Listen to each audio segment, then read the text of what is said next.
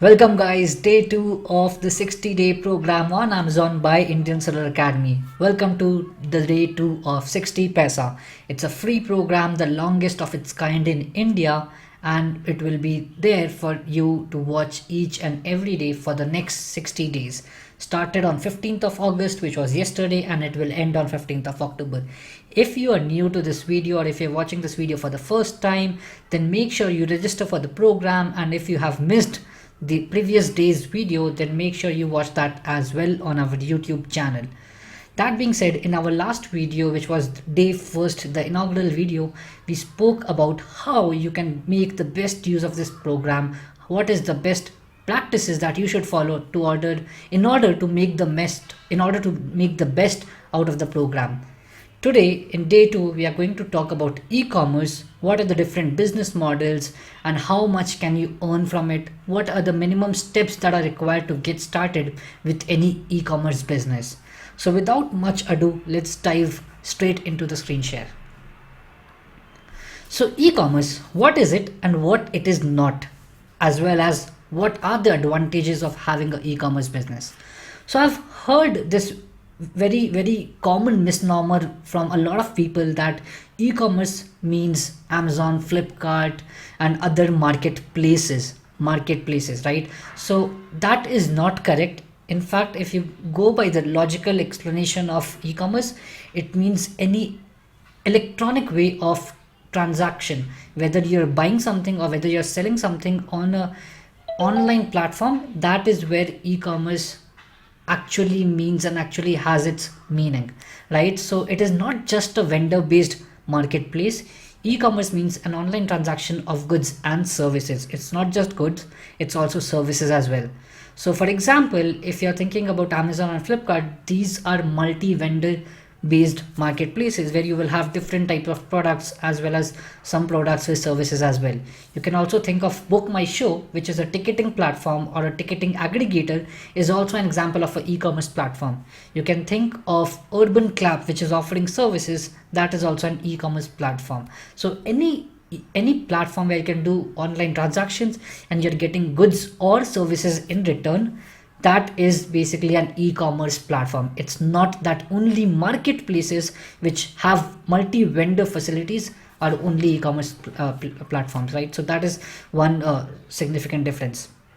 Now, in terms of what are the different types or what are the different streams, what are the different type of products that you can find on these e-commerce platforms, they are either services, physical goods that you can touch and feel, digital products which you can download or use digitally, and affiliate as well in terms of any particular website which is promoting any other website. Let's say for example, ClickBank is a very famous affiliate website, so even that falls under e-commerce.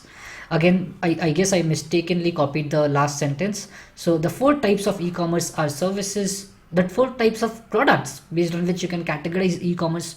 Websites are services providing websites, physical goods, digital products and affiliate websites. All of these fall under e-commerce. Now, some of the most common advantages of these platforms are they are cost effective. In order to come up with a e-commerce website, it's much easier and cheaper compared to setting up a retail store near your location or near to your place. So e-commerce that way is much more cost effective. All you need is to host a website, or in fact in some cases even utilize someone else's website to sell your products on their platform. In terms of advertisements and reaching out to the people, e-commerce is also very cost effective as well as affordable. You can not only reach to your local but also global, and across pan India itself. You can reach out to any particular person who is inclined to the interest of your particular product. That being said, the third advantage is again similar to second one, wherein you can reach to the maximum number of people. You need not depend upon your local connection or people in order to spread the word, spread by word of mouth, right? You can run ads and you can reach as many people as you want depending upon your ad revenue and ad spends. Okay, so this is again very brief at a very high level of what e-commerce is and what are the advantages of having an e-commerce platform and an e-commerce business. Important timelines, and you will not hear about these timelines very often because people go into the nitty gritty of things without covering the basics. I want you to have this information because it is very vital, and the interpretation that you come out from this information is also very vital. 1995 was the year when Amazon and eBay were launched. Okay, after that, 1996, India Mart was born, and if you see the next one, it's Alibaba was launched. That was in 1999, which is so significant, guys. Think about it. India Mart was launched 3 years back, 3 years prior to Alibaba's launch. But if you compare today, there's difference between day and night, right? If you see the Alibaba UI, the market cover, the the whole user experience itself is so good, and the type of and the variety of products, right? Alibaba is a global marketplace, leading global marketplace, whereas if you see the India Mart and if you compare it with the features that India Mart offers, it's not up to the mark. What do we infer from that? The basic funda is, it does not matter when you started. Even if you're starting today, you can still make a successful journey. You can still outdo your competitors. It is not important when your competitors started or when you start. It is important what is the journey that you followed and how well did you achieve your destinations or different milestones. Coming back to the same funda, Flipkart was launched in the year 2007. Flipkart India as well as Myntra. But Amazon was launched in India in 2013. Again, if you ask someone today, what do you think? Who is the bigger player in e-commerce in India? They will always say Amazon. If you ask them the question, what do you think? Who launched first, Amazon or Flipkart? If someone doesn't know the stats, they will say Amazon was the first one to launch in India, but that is not the case.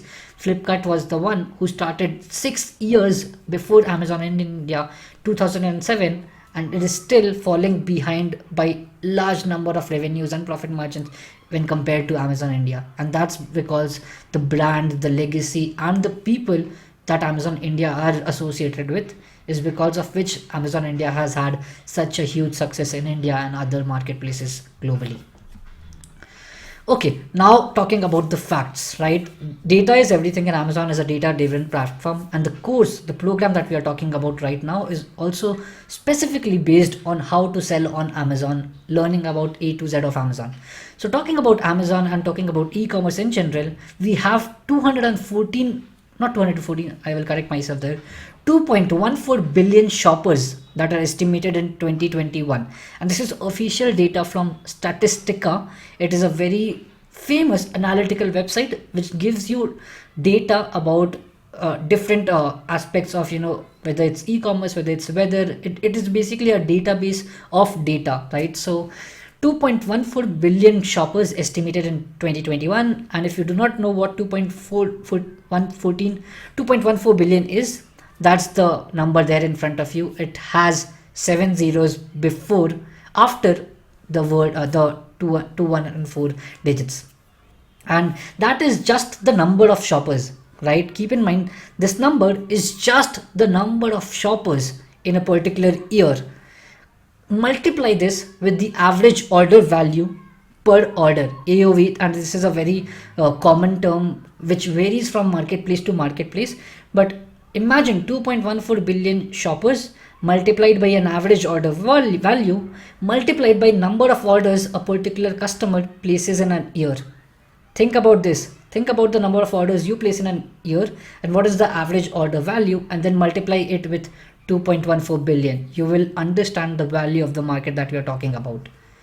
Even today, 22% of the retail sales are expected, not today, 22% of the retail sales are expected to be there by 2023, which means out of 100 orders that are happening in the retail world, 22 will be happening online.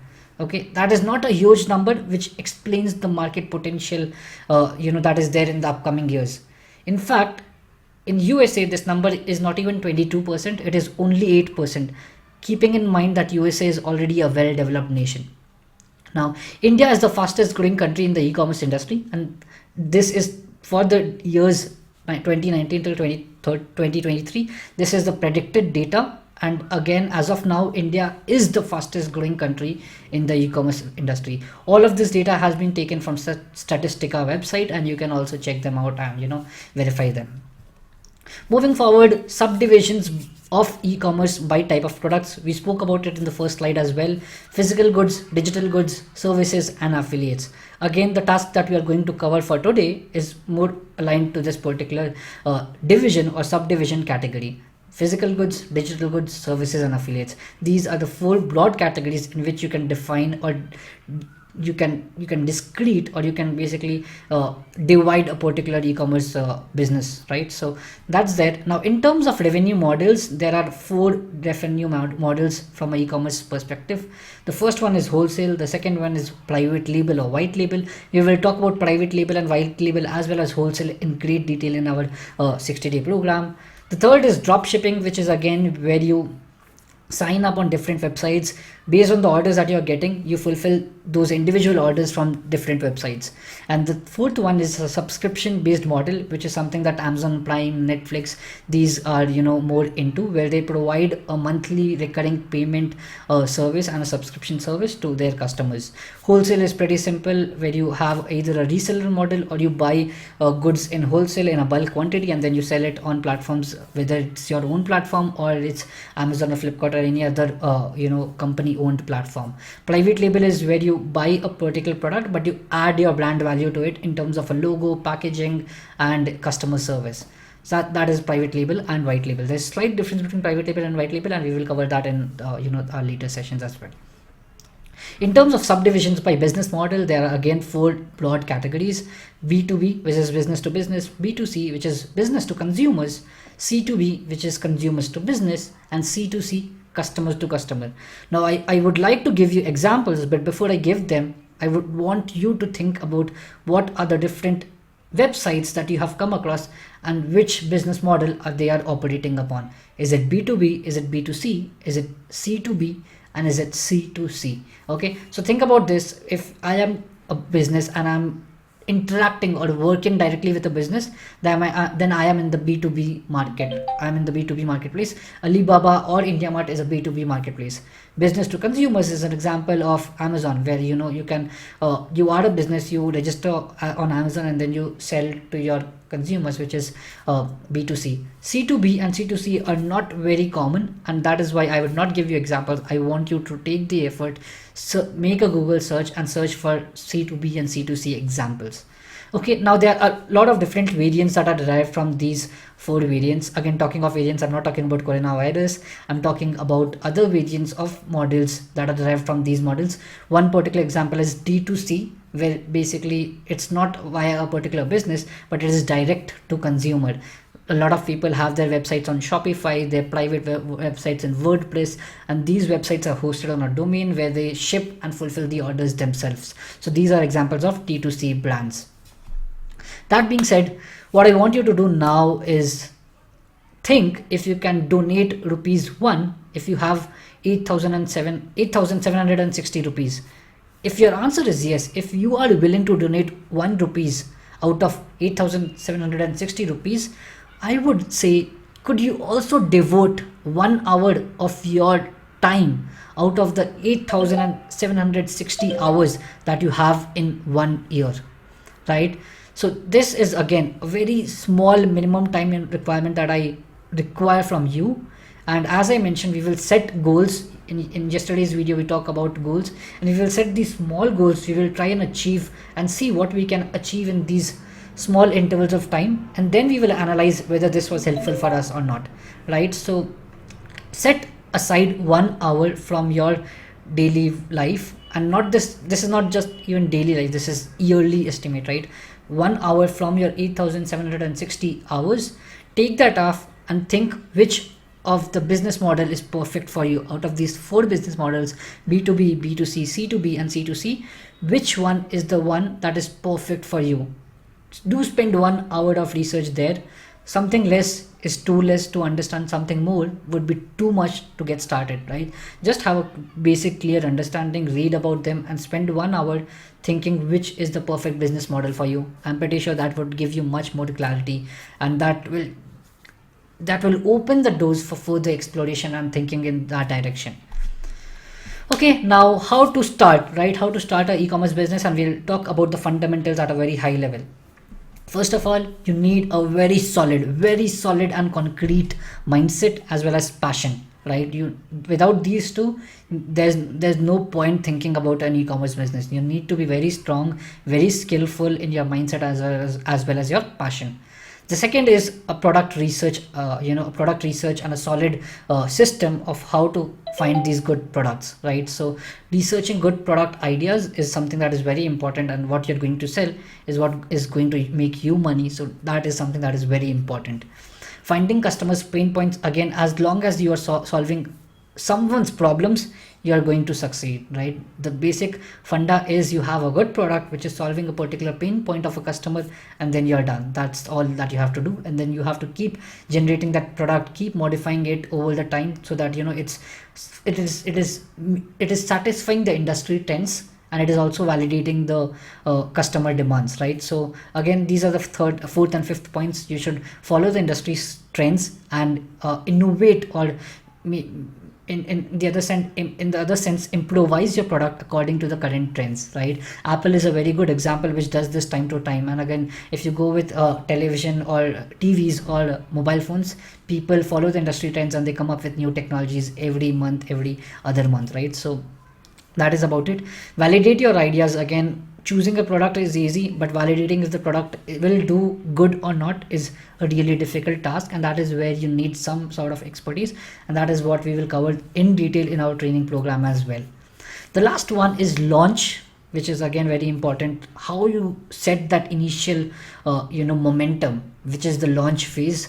That is very important. How do you scale up? How, with what you have achieved in your launch process, how can you increase it and scale? And the last one is let the money work for you after that, right? Once you have launched, once you have scaled, you can sit back and relax, and then let the money work for you. So that being said, that was in terms of fundamentals. Now coming to technicals, right? What you need to get started with an e-commerce business is a website, a data persistence and storage infrastructure where you can persist the data and store all about the products, about the MRP of the products, any audit history, any order details, all these things. The third is consulting and mentorship. An e-commerce business means you are investing a lot of your time and effort, and entering into a business like this without any consultation or mentorship is very risky, right? You want to avoid your risk and you want to maximize your profits, and that is why any sort of consultation from people who have already explored this, or some sort of a mentorship from people who have already done this, is very recommended. The fourth point is marketing, right? Again, people will not know until unless you market yourself, right? That's what we are all doing ourselves every day. We are selling each and every quality of ourselves every day, right? So that's about marketing. Fifth point is payments. How easy is your payment process? How many steps does it take for your website, for a person landing on your website, to make a particular purchase? That is very important. And which is the payment service provider or the payment gateway that you have tied up with?